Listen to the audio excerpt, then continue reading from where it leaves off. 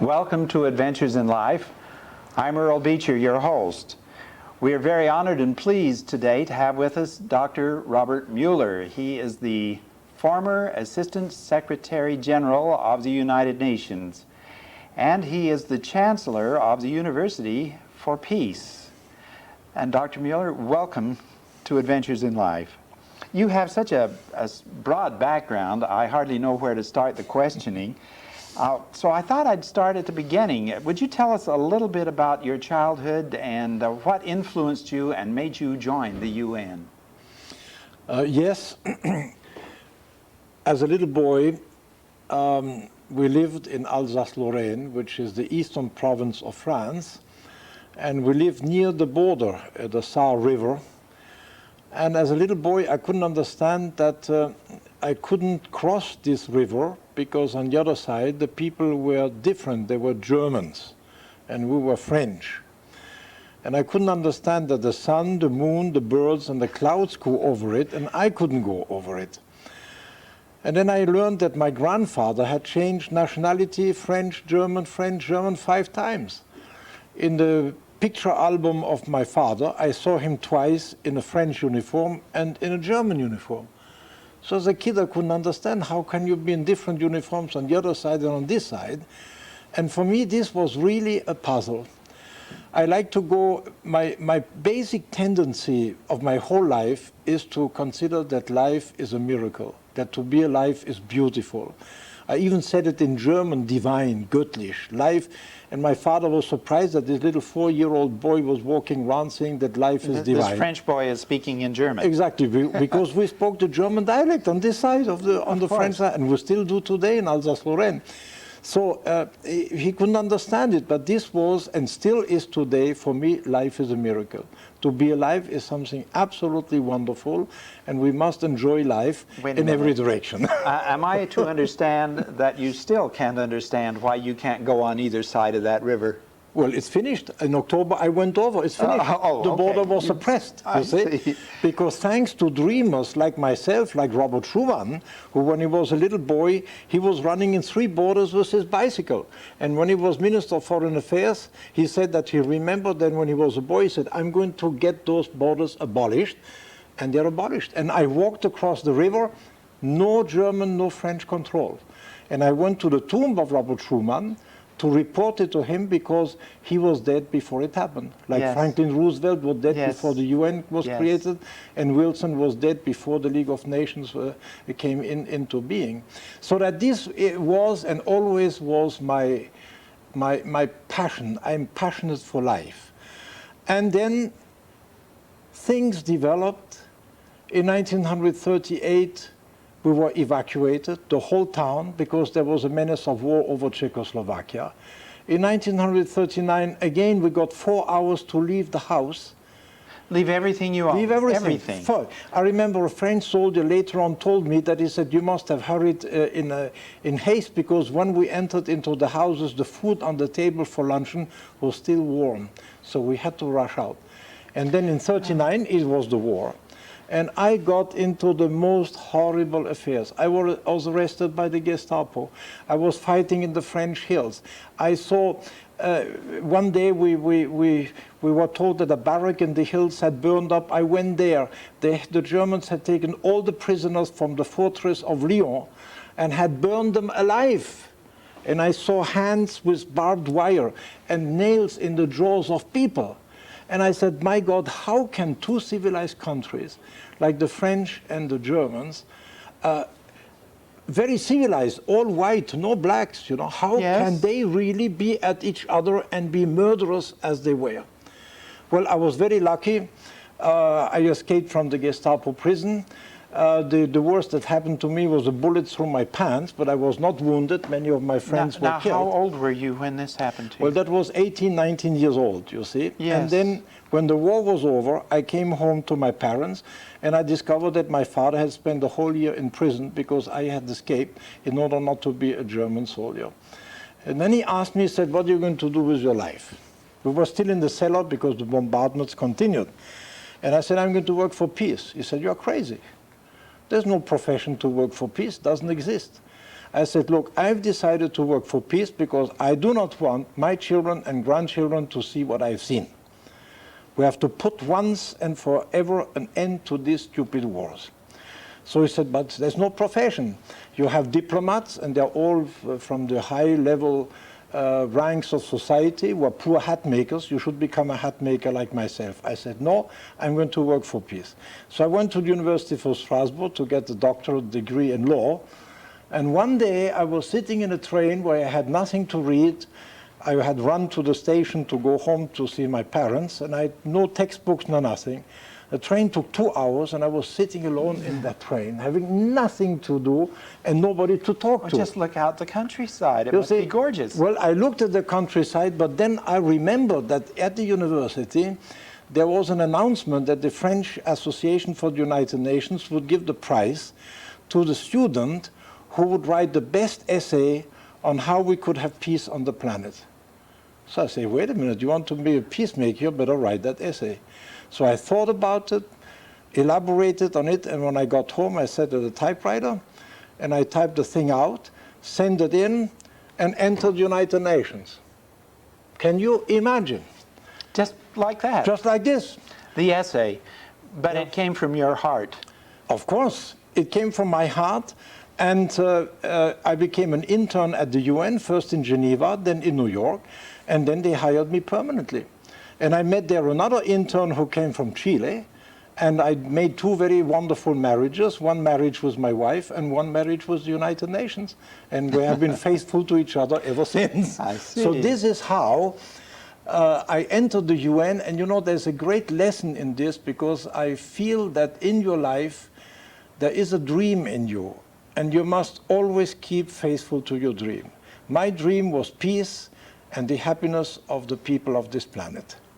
Now, it was also very interesting because at about the age of 40 or so, I decided to write down the stories from my life. Many of the stories you have in my books. Oh, yes. You brought several books for me to look at, and we are going to talk about these shortly. But so the first one was on happiness. And my wife said, but you must be crazy. You have now worked for more than 30 years in the UN, and instead of writing a book on the UN, you write a book on happiness. I said to Margarita, the UN is not my main concern.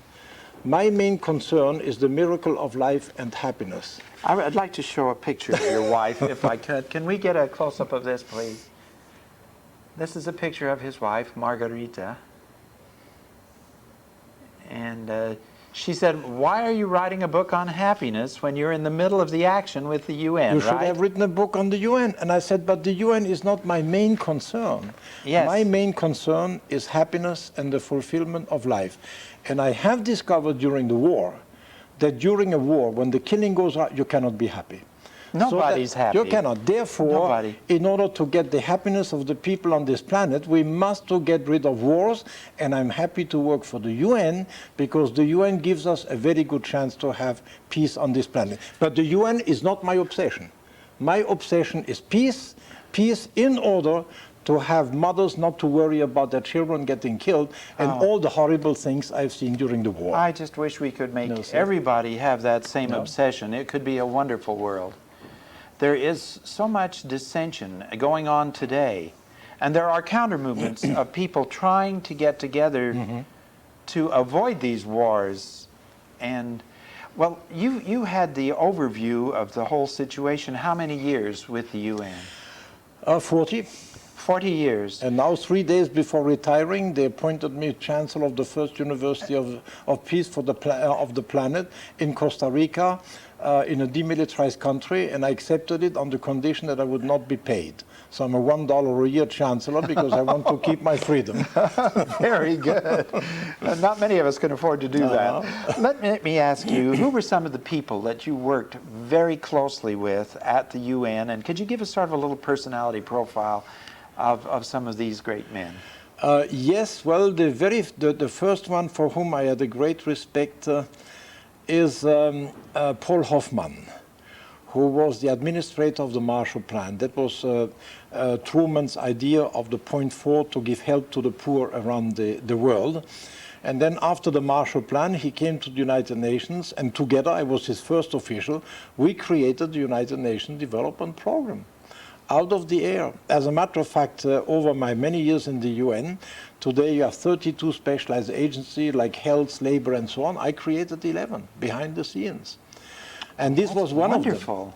You see, so that when you really are obsessed by a good cause, you cannot imagine how very often you get a success. So Paul Hoffman was a wonderful man. He was a part of Roosevelt's idea man team at the time. And we worked together beautifully. And now the United Nations Development Program helps countries, the poor countries all over the world. That was the first one. Then, of course, you had Secretary General Dag Hammarskjöld, Yes. who got killed. And he was a very fascinating person because he came to the UN as a rational economist. He was really highly intelligent. And progressively, he became a spiritual person and a mystic. At the end of his writings, it's almost a daily dialogue with God. And this impressed me very, very much. And then I worked with Utan, the Burmese. I want Yes. to go back to Dag Yes. Hammarskjöld. As a person, you said he came in as a rational economist. Yes. Was that? Does that mean that he was a little hard, brittle, Yes. impersonal? Yeah, and very, very intelligent. Intelligent was all. In other words, he could never speak in sentimental terms. Always very, very highly intelligent. University trained. He was an aristocrat also, so that he was a pretty cool. Some people called him the iceberg. He was very cool and very, very sharp. But with the time, he became a mystic for a very simple reason.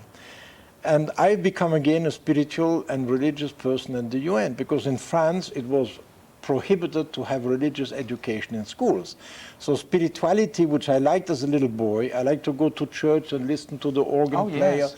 and to be in communion with the heavens. It was beautiful, but in the school, the French school, totally eradicated. No religion. That was a result of the socialist regime.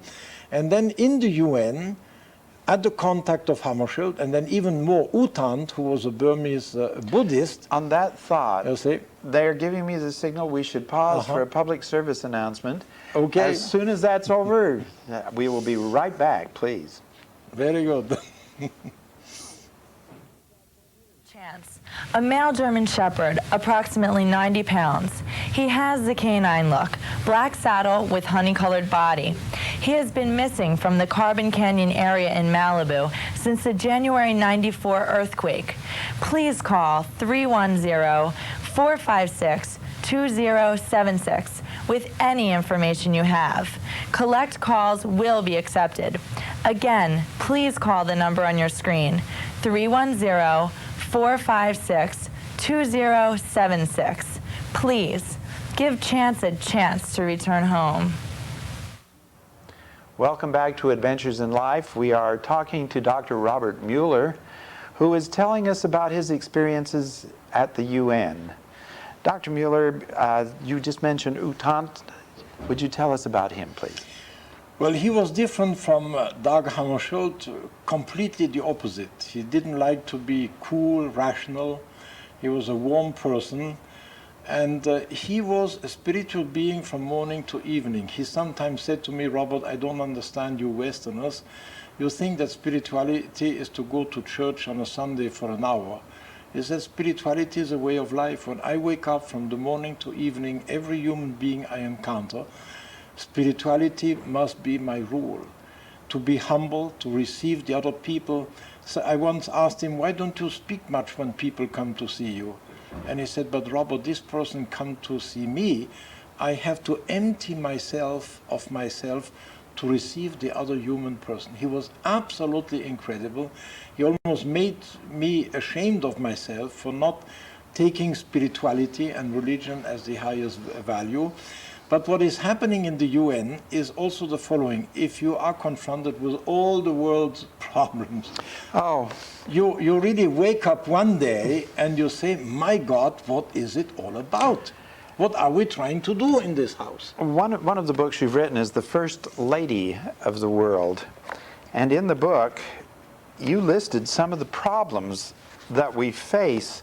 I wonder if you would, just for our viewers, just run off a little of this so that we know what we're facing and what your thoughts are on it. As a matter of fact, one day at the UN I said, why don't we establish a list of all the world problems? And it was done by the Union of International Associations, who made an inventory. Do you know how many global world problems there are on the planet? I don't even want to know. Take a guess. Take a guess. It's got to be in the thousands. 14,400. 144. 14,400 global problems on this planet. So when I talk to young people, they say there's nothing to do on this planet. I say, well, just get and take your pick. Take one of these problems and write an essay and join an organization. Do something. Absolutely, do something about it. Okay. That is what I say to young people, and I continue to work on it at the age of 72, and I will do until I'm dead and even after I'm dead. Because I've already my dialogue with God, and I said, when I go upstairs, I hope that you send me back as a spirit on this earth, and I'm going to go to Moscow, to Pentagon, to needle these guys, to make peace and to solve their conflicts, not with war and militaries, but with conflict resolution and other techniques. That is a lovely thought. I think God will listen to me when I go. Not only that, you're leaving a heritage in your books, too, that young people can read. Yes. Well, you see what's happening is that as we solve problems, there are other problems which become quickly, which we had not detected in time enough. And then with the increase of the world population, with the increase of production, we lose a lot. For example, here each minute you have 21 hectares, that is about 50 acres of tropical forests which are destroyed every minute. Every minute? Yeah, every minute. 50 acres of, 50 acres. Every minute we consume 34,700 barrels of petroleum.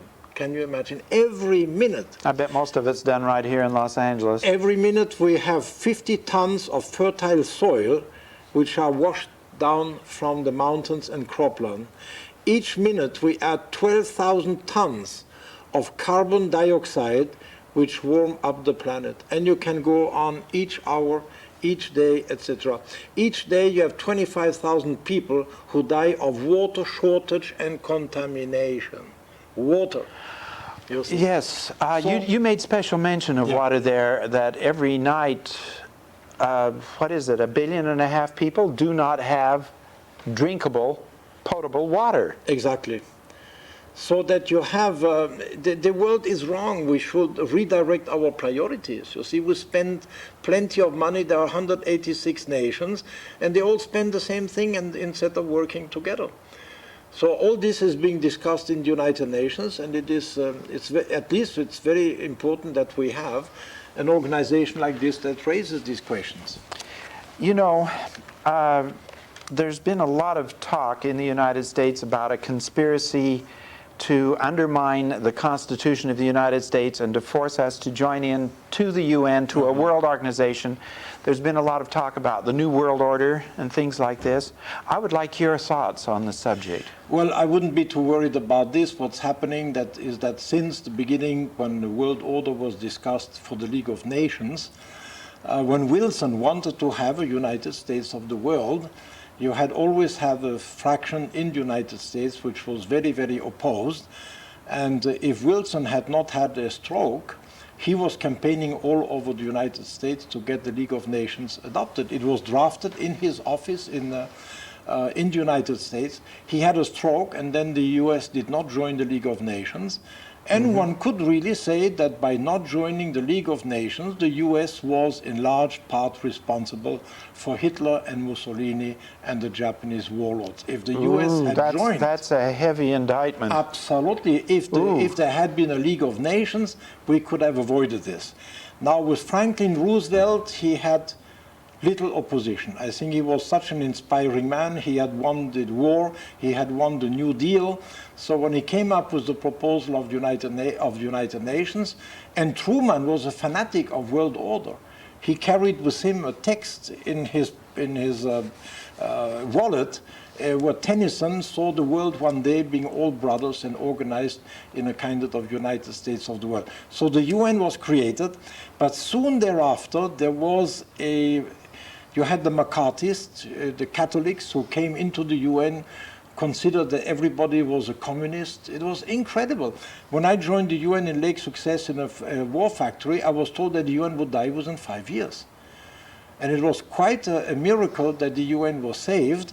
Then, for a long time, it was pretty all right, provided the UN was not too successful. And then, because the extreme right and a fraction of the American public didn't like the UN because the communists had a voice there. Now, with the Cold War, communism disappeared. So that they couldn't argue that the UN was a communist conspiracy. No. For about 2 or 3 years after the Cold War, they didn't really know what to do. And then lately, they have come up with a new argument, which is that the UN wanted to have a world government. The UN doesn't even have the money to pay its own things. We have no budget by taxation. The UN has no armed forces. All the armed forces are lent to the UN to go abroad.